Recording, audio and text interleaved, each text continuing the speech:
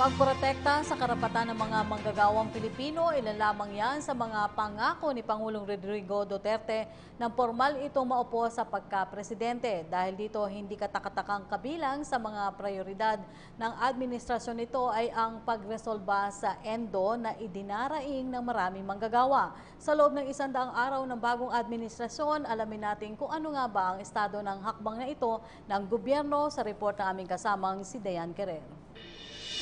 Isa sa mga prioridad ng Administrasyong Duterte ay wakasan ng kontraktualisasyon sa mga manggagawa o ang tinatawag na ENDO o End of Contract. Nauna nang ipinahayag ni Labor Department Secretary Silvestre Bello III na target niyang mabawasan ng kontraktualisasyon ng 50% sa pagtatapos ng taong 2016. Sa loob ng 100 araw ni Pangulong Duterte, umabot na sa 10,532 ang bilang ng naregular na mga manggagawa ng 195 employers.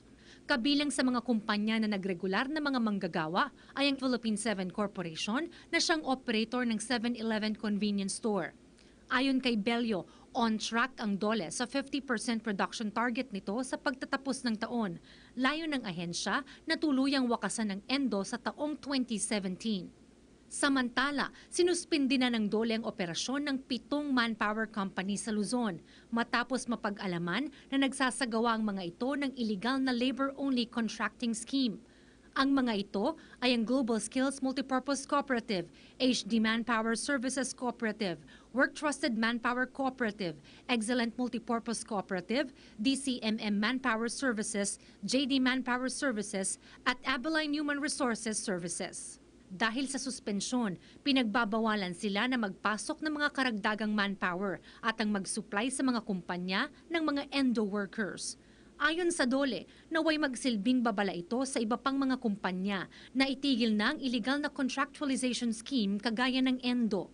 Nakatakda naman na magsagawa ng pagdinig patungkol sa isinagawang suspensyon na posibleng magresulta sa kanselasyon ng kanilang registration o ang pag-absorb ng mga principal employers sa mga ENDO workers.